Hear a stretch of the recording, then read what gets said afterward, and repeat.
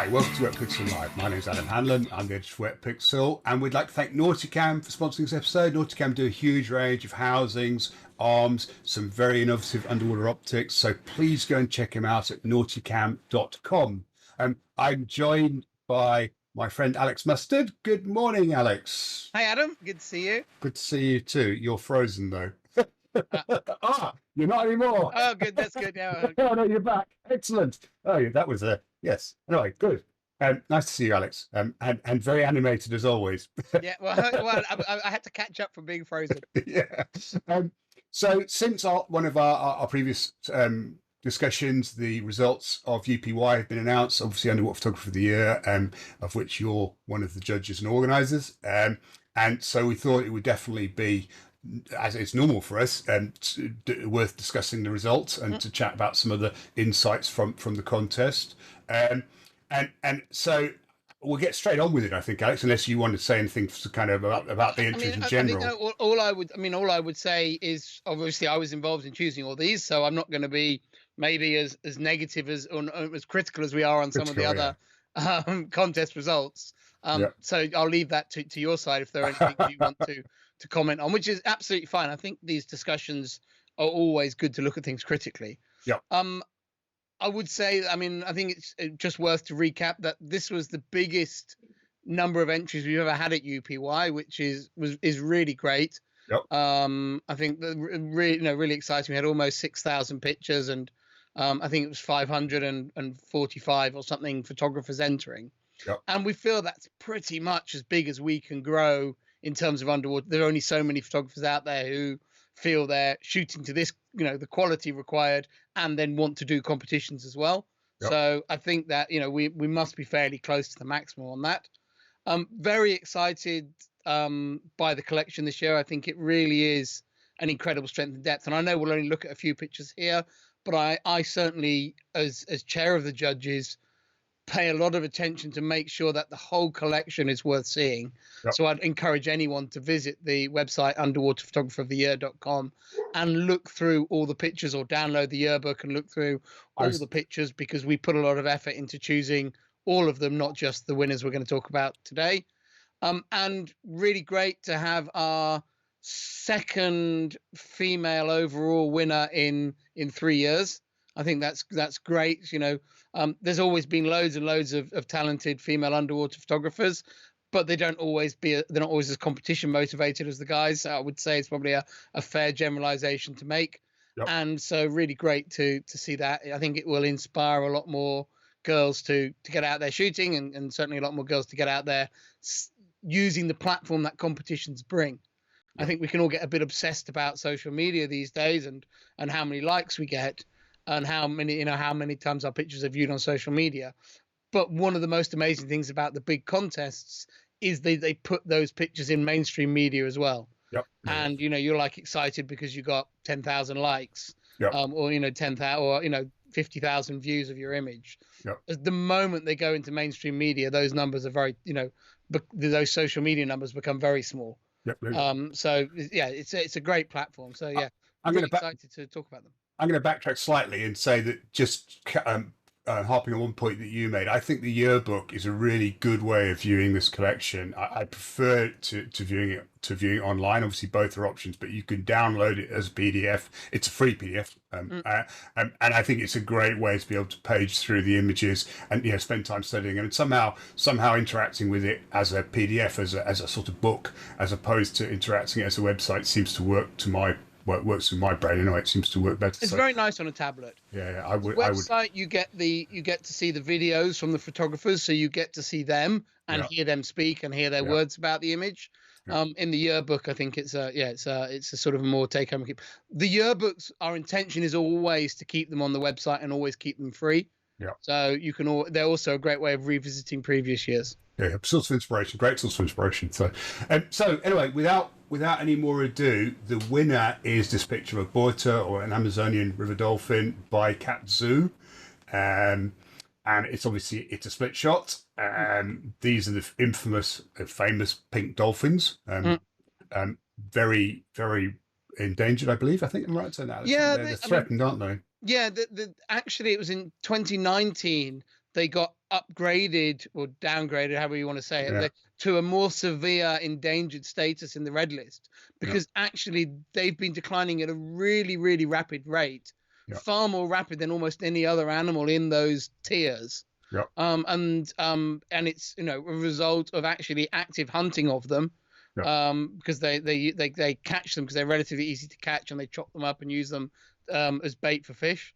Yeah. They also suffer with mercury poisoning, and they get caught in gill nets and things like that in the river as well. So it has actually, they've become a really big conservation story. But that wasn't something we were thinking about when judging. It was simply, this is a incredibly stunning image of a subject that we don't see photographed very much, and we felt this was, you know, a very simple but incredibly graphically striking shot of a subject that is amazing underwater subject that you don't see photographed very much. And this was very much the best picture we've ever seen of one, you know, whether it's in our competition or anywhere else. So, you know, it's a striking split level of a marine mammal or a freshwater mammal.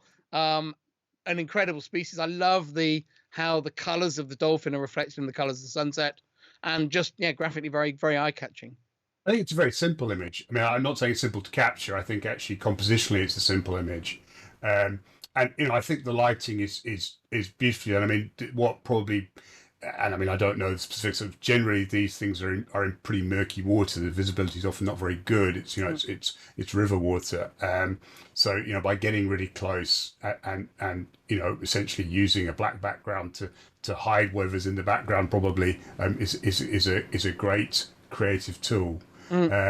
Obviously timing, you know, the sunset, yeah, managing to get the water's beak right in front of what I presume is probably quite a hot sunset behind there. Very clever. I would imagine probably, maybe it was designed, but certainly getting it right took a fair amount of luck to get dolphin, sunset, and photographer all in the right place at the right time.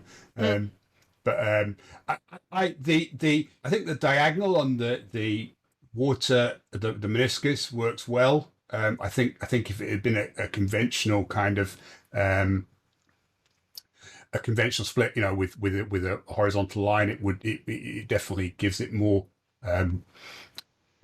movement, more sense of movement from by having the diagonal on it. It makes it more dynamic.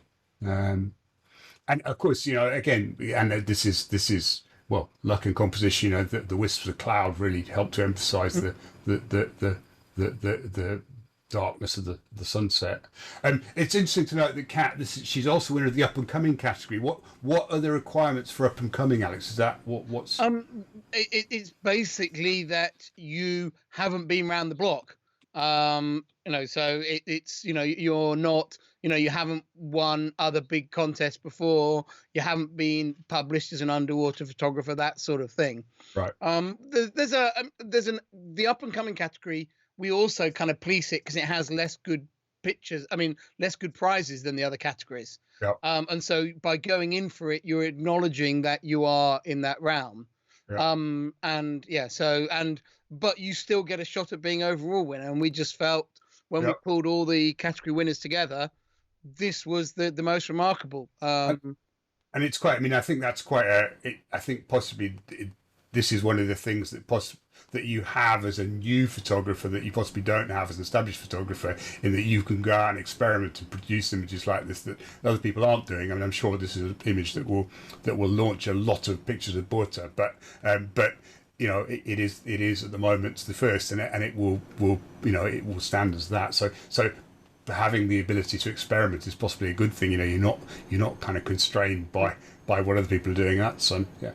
It's lovely. And I think we're also really happy within UPY that I think a lot of people, you know, see it as the start of the competition season. And although there are other competitions running at a similar time to it, we get a huge amount of pictures that people have clearly saved up for us. Because I don't believe that pictures, you know, these winning pictures have been in other contests and haven't been awarded. You know, and I think we really, really appreciate that. The community appreciates that. And I would say that all of us as judges watching the other contests, and you know, your pictures won't do as well in UPY if you have been awarded elsewhere. So yeah, really, it's really lovely to see so many striking images. And it We're going to brings move on. So sorry, yeah, talk and about something. the second place, sorry, the second place in the up and coming category is also awarded as the British Underwater Photographer of the Year. So interesting. So the up and coming category is the place to be if you want to make the major awards. Well, people consider it an easy category, and Yeah. I think it was the third or fourth most entered category this year. Wow. So, Okay. it's, people, anyone who thinks it's an easy route to success, Yeah. they're wrong. The up and coming category has incredible images in, Yeah. Yeah. and it's always one of the most fiercely competitive, and they're always all worth seeing. And I would say our third place image in this category, which, didn't get any big prizes, was another amazing shot, which was a panoramic image shot on film, Yeah. and all done in camera. And I think it was a 6 image exposure done in camera underwater on Wow. a piece of film, and then scanned and sent in. Yeah. And yeah, so so the whole, by Barney Smith, that so yeah. So anyway, let's talk about Ollie's picture, which is So it's the the winner whale of the shark. British, yeah. Yeah. So Yeah. because UPY is based in the UK, we have a British award for the best photo taken by a British photographer anywhere in the competition. And Ollie won that with this shot of the whale shark um, in the middle of this ball of fish with his mouth open, trying to eat a few of them by the look of it. And just a really striking behavior shot of, it's a great, great whale shark shot, because it's got that classic whale shark in the blue, but it's Mm, got great behavior as well. mm. And like last year, Ollie is a British photographer, but based in Australia. And last year, Matty Smith won this award with his split level of the Great White. Yeah. And it's quite funny that I think the British photographers all look at each other and go, I wonder who's going to win the award this year. And they forget to consider the Brits who don't live in the UK, who are Yeah. Yeah. doing really good work. So, Yeah. And I think this image to me, I mean, I think it is a behaviour shot, and I think it's, I love the rays in the water. I like the reflection on the surface. The only thing I would say for me is I don't think, I mean, obviously comparison is not really fair, but it's not graphically as strong to me. I don't get the elements. I know what's going on there, and I think from a behaviour perspective, it's very, very cool. But it doesn't kind of go wham bam. This is graphically really strong to me. I like the elements; they're great, but it doesn't leap off the page and go, wham. Whereas obviously the cat's picture of the water does. And I mean that's reflected in its position. I think that's a good judging decision. But it doesn't, unless I'm familiar with whale sharks. I know what they look like underwater, and I know what that is. But I'm not sure that if I was someone looking at that image who wasn't familiar with it, whether I'd be able to figure out what's going on. And that's the graphic element to it, isn't it? Really, but it's beautifully shot.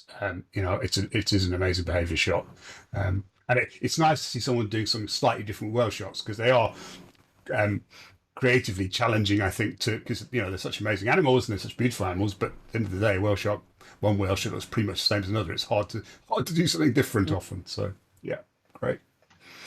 So moving on to the next award is the Save Our Seas Foundation Marine Conservation Photographer of the Year, which is Theo Vickers' shot. Oh no, you've gone. The Save Our Seas one was the humpback whale that's almost dead. Oh, I've jumped over. Called Hopeless by Alvaro Herrero.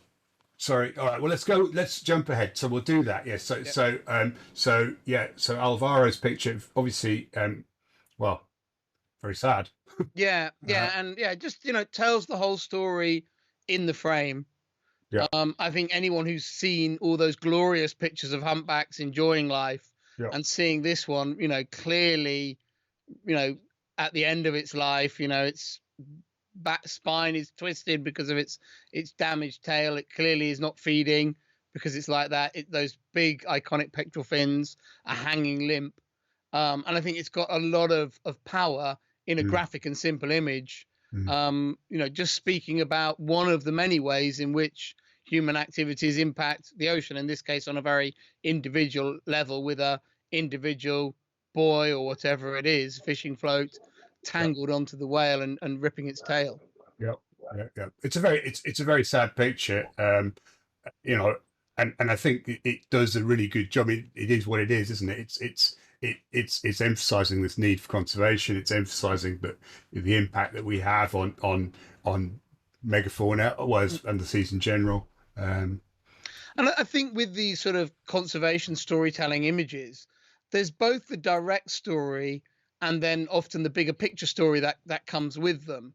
Yep. And there's definitely a place for images like this that work. They're very emotional when you see them big, but they also work as thumbnails, and they work small as well. Yeah. And I think this category is one where message is and how the image gets the message across, which is, I think we often say message is important, but it's actually how the image is communicating. And I think this image works really, really well on first glance, and then that message just gets backed up and backed up the more you look into it, the more you study the details of it. And so therefore I think that it's a very, very powerful image. I think one of the things I would like to, I mean, obviously I'm not sure what Alvaro did. I wasn't there when it was shot. I would like to see a shot from the side of this same subject. Obviously this is really the focal point becomes the buoy or whatever it is that it's tangled up in, the float of the buoy, and sort of the whale is somewhat almost secondary to that. The picture is still the message is still the same. It would be interesting to see if there was a shot from the side which captures more of the pathos of the whale itself. Anyway, it's a very it's quite a disturbing image, I think, but that's probably deliberate. I think that it does its job. Yeah. And okay, so going back one, my apologies is back to most promising British underwater photographer, and which was Theo Vickers, and at the same time it took the British Waters Wide Angle Photographer Award. And this is I think it's a lovely image of obviously very shallow in amongst the kelp with the enemies on the. I think it's a fantastic picture actually. I love it. Yeah, and it's different. I mean, I think one of the challenges of having a competition like UPY and having UK categories is there is a finite pool of things to photograph in British waters. So we do get repetition of subject matter. We do get repetition of there's only so many charismatic species and that sort of thing. And so this picture was a real breath of fresh air in that regard, absolutely. in that it's a beautiful seaweed garden. It's taken on the Isle of Wight, for those that know the UK. So not a place that people typically go to do underwater photography. And as a result, it's kind of a landscape that has familiar elements, but also feels a little bit different. I think that the flair in the picture that comes through creates a sense of connection with the reality of it. You almost feel that you're there, and that bright sun is in your face. And I think it's a very inviting image into the British underwater world in a environment in which hopefully many people can relate to. It reminds me a lot of the pictures like the mangroves that you get from Raja Ampat, for example. That it's compositionally it's a similar thing. Sunburst with and you've got the sort of the background of the trees and stuff. I think it's wonderful. I think it's really interesting because technically, I mean, right down the bottom, it is quite soft, but you don't notice it. Your eyes, the composition of it, basically, it's very cleverly done in that. If I pixel peep, it's soft, but it doesn't detract from the quality of the image at all, or the image, or the quality of the viewing experience. I think we felt as judges. I mean, in that this is an image that has a tremendous feeling of depth in it. Yes, agree. Yeah. And I think the out of focus foreground actually helps that feeling of depth. I don't disagree. That's how we read it anyway, certainly as judges on that front. But I think it is quite interesting in that I do think that, we spend a lot of time talking about the correct techniques for shooting things. And, getting good corner sharpness and getting good depth of field through images. I think within the competition realm, a lot of that goes out the window in that if the image works, the image works. I think in maybe more in stock photography, where your picture is being requested by a customer who said, I want a picture of a seaweed, and they want it all in focus, the picture might get rejected even though it's a competition winner. And I think that those technically correct things are really important, particularly in terms of when you're not there to sell your picture or explain the problems to the customer. But I think in competition terms, it's very much image is all. And I think it's a good example of that. It's, the overall image is wonderful, and I don't think we should pixel peak with it. Mm. And that brings me neatly, possibly, onto Greg Sherman's image, which won the wide angle category. And obviously, it's to me, and obviously we all have pick our favorites. To me, it's my favorite image of the collection. I love it. I think it's an amazing image. It has this incredible otherworldliness to it. It has, it's quite hard to make out. There's lots of different components to it. It looks like an oil painting. I think it's a wonderful, wonderful image. I presume it's taken at Stingray City. I'm guessing that. Yes, yeah, it was. Which should be in the Caymans. And it is obviously an over-under image, but done in a very, very creative way. I think it's an amazing image. Yeah, and just I think just an incredible moment with the lineup of the rays. Yeah. And the sky. I think it's a very sort of interpretive image. I think it's not especially true to life in that I think that the processing of it is really gone down an artistic route. But I think perhaps that was a really good way of showing us a fresh view of an environment. But it's clearly an amazing moment, with breaking waves and this incredible lineup of stingrays. And the sunsets and the clouds and the whole thing. Yeah. So I think really, but I think also processed in quite an arty way, with the kind of the underwater bit very desaturated and the above water bit very oversaturated almost. I think creates an image that sort of gives you a bit of an escape from, it's not trying to be a pure natural history documentary image. It's trying to be a piece of art. It doesn't really reflect reality because the underwater scene actually appears almost dry. It doesn't look like it's shot. The underwater part of it doesn't look like it's on. In many ways, the sort of surface bit is almost juxtaposed, isn't it? Where the surface bit looks more underwater than the underwater bit does. But it's been a very popular image, and it's on the cover of the yearbook. So, and I think creatively, to me, it's just got so many areas of attraction. There's so many different things to look at. My eye travels around the frame and really enjoys it. Yeah, it's lovely. Yeah. Macro category winner. I'd say this is probably one of my favourite shots of the competition. Obviously, although I'm chair of the judges, you all have our favourites, and we all debate all the decisions, and just because it's my favorite doesn't mean it gets to win. I think this is a fascinating insight into the underwater world. It's subject matter that I've not seen photographed before. And not only is it really interesting behavior and really amazing, these little midshipman fish with their egg sacs, it's also that those two, particularly on the left hand side, have such amazing personalities coming out of them as well. They're not even been born yet, or I don't know quite at what stage fish actually become born. But they're still attached to a rock and still attached to an egg sac, so they don't look too born to me. No. But they're still kind of cheeky chappies. It's super iconic, isn't it? It's very, very characterful. Yeah, it really is. Yeah. The image quality of this one is good. I mean, it's completely in focus and everything. It's shot with the probe lens, the Lauer probe lens, so it didn't have absolutely impeccable image quality. And I think that perhaps is one of the reasons why maybe the other judges didn't like it as much as I liked it.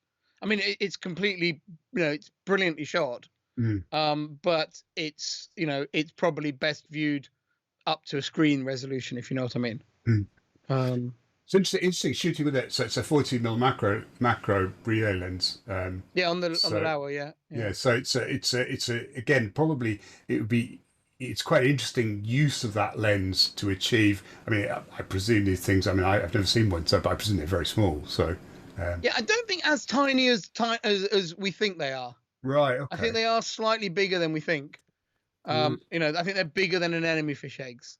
Okay. As an egg that people, but I'm not sure. But I just think what I love about it is that Shane went out there, researched a fascinating subject that no one's shot before, and then produced such a powerful image of that subject. That isn't just a natural history subject. It's got so much more in there as well. Yeah. And I think it has appeal outside. I mean, they're so so full of character that I think it has an appeal that's outside of the purely underwater realm too. People look at it and go, oh, that's cute, look at them, without really realizing what they are. Yeah. The rare category winner, I'm assuming it's a photogrammetry image. Yes, yeah, yeah, and I would say that the rec. I think we feel it's really important that UPY has a rec category. Mm. I think it's important to remind people that this is a competition that's more than just nature photography, and I think I would say the downside of that is, particularly with travel limited for the last few years, we've maybe maybe not had as many photographers doing big rec trips to amazing rec destinations, and I felt that the rec category was a little slimmer this year in terms of the strength and depth in it.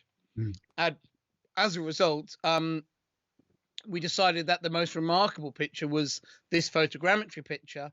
Not because we haven't had photogrammetry before, but this was one of the few times I think we felt that the photogrammetry picture wasn't just an amazing achievement. Mm. It was also graphically an interesting image. Mm. And so I was very happy to see a photogrammetry picture win this category. I think it perhaps has implications on the future of this category, in that if your photogrammetry is not up to this standard, you may not see as much photogrammetry awarded. But I really like the shot. It's a great achievement.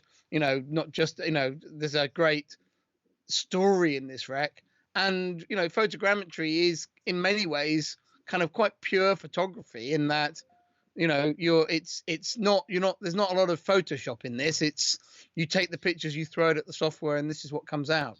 Yeah. I think this is in many ways, a bigger debate, and not one that we want to get involved in in this episode anyway. But this whole idea of where do we go with artificial intelligence, and where when we're processing images that are being processed by primarily computers, and computer imaging. To me, I can see that Rex are a somewhat difficult subject to be terribly creative with, and this is certainly photogrammetry is a creative approach. I think it's interesting that it was awarded the winner, and it is a very well executed photogrammetry.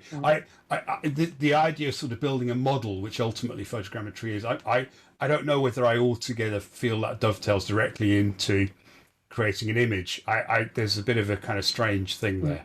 I think it's that beautifully this done, but definitely helped by being such an interesting subject as well. it is, yeah. It was I think that really helped. Should we move on to the next few, because we've probably been which talking about a while. which I think the next one, talking about interesting subjects. So the next one is the behaviour category winner, and this is a pair of coconut octopuses having a fight, I assume. Yeah, the title is "Make Love, Not War," so I don't know whether there was a romantic. I mean, octopus fights and octopus romance often look quite similar. So when they're having a debate over things. So, but yeah, just a great moment captured. Yeah. And I think certainly my reading of it is probably the photographer was busy shooting one, and another one turned up, and got this opportunity to create a very clean image. I think the fact that both eyes are nicely in focus, and then you've got this sort of tangle of arms between them really works. I mean, we all love pictures of coconut octopus in shells. It's a graphic shot.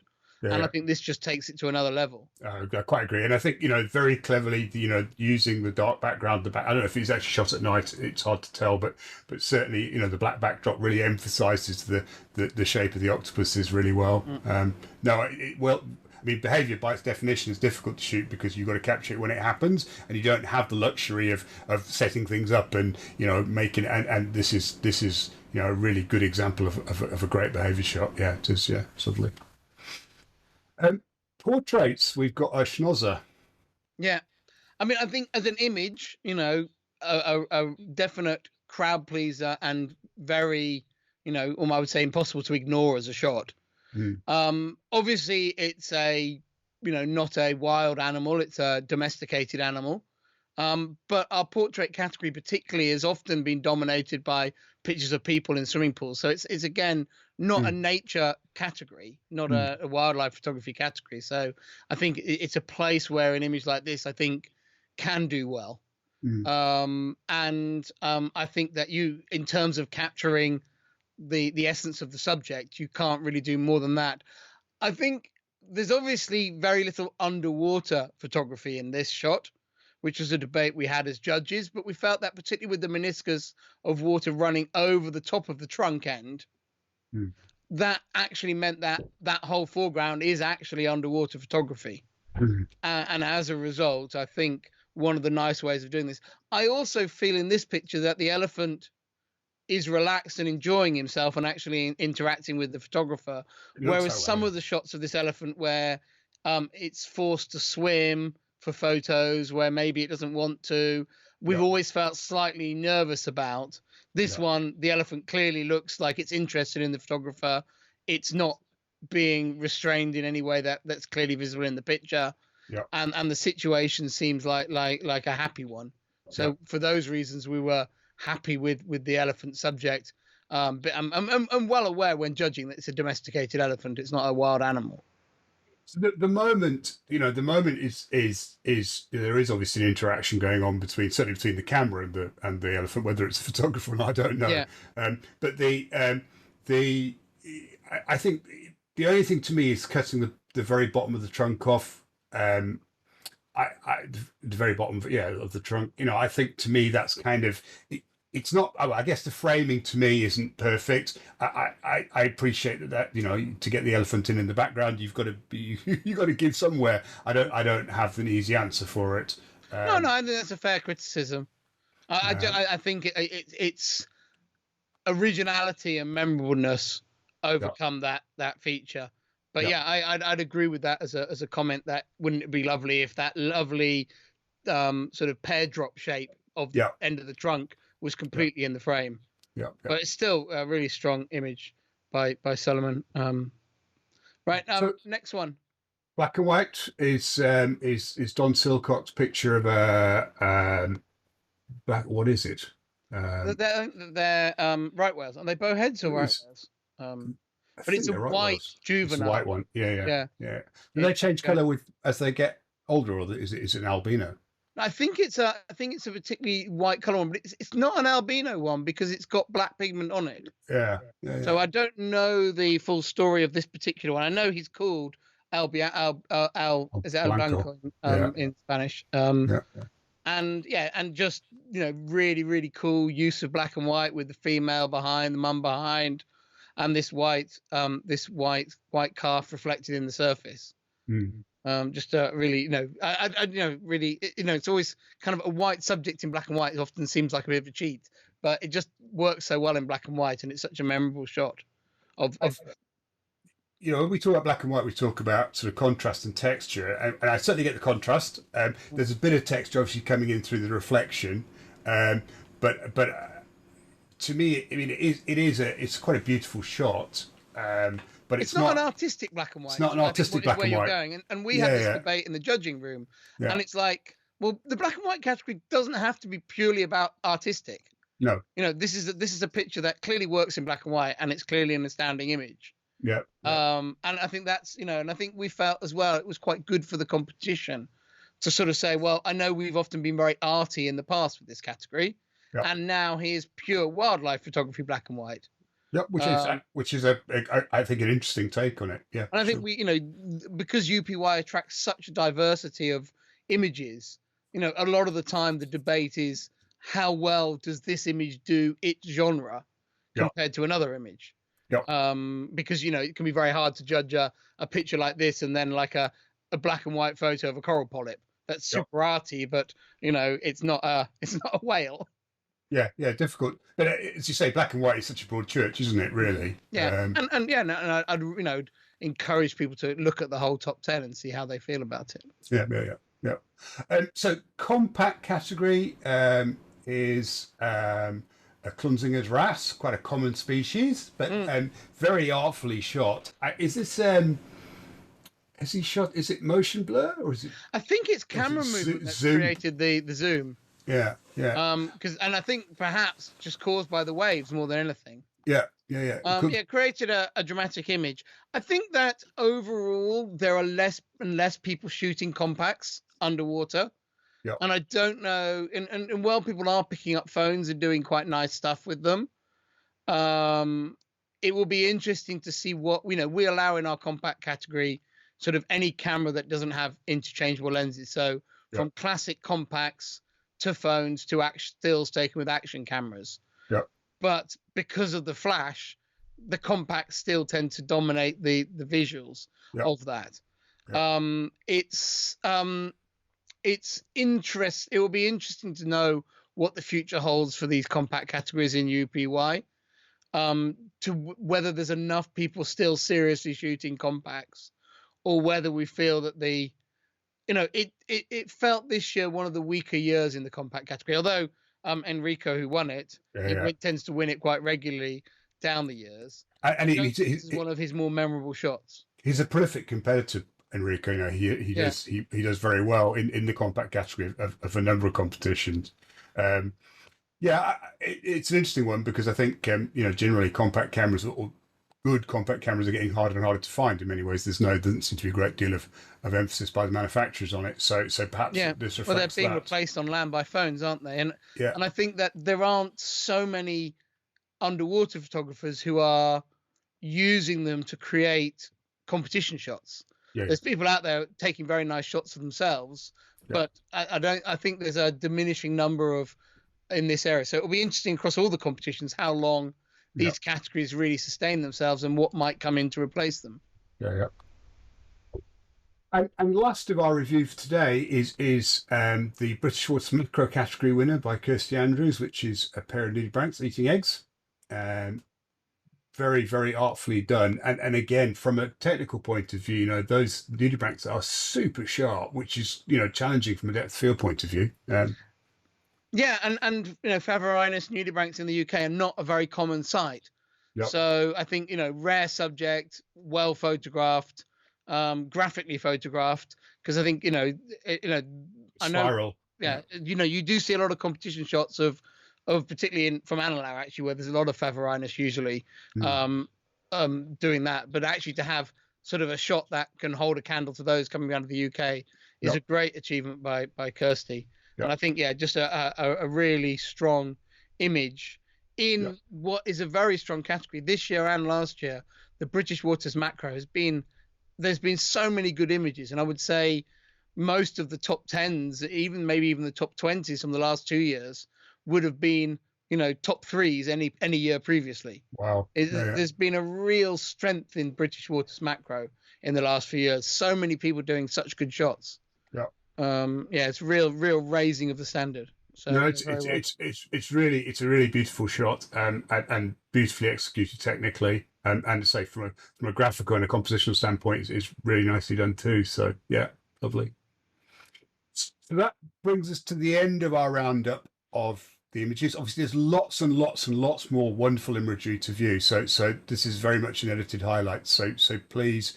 Head on over to UPY, download the yearbook, look at all the images amongst placings. There's a lot. I don't know. Do you have a number? How many images are there actually that are? Yeah, there's 13 categories and there's 10 in each. So sorry, 130. So we've very much just cherry picked a few. So head on over. It's a visual feast. There's lots of good stuff to look at. So that'd be please do that. Thank you, Alex, very much for your input. And thanks again to Nauticam for sponsoring this episode. We really appreciate the support. Please feel free to add any comments or drop us a like if you enjoyed it. Thank you very much. I look forward to seeing you again soon.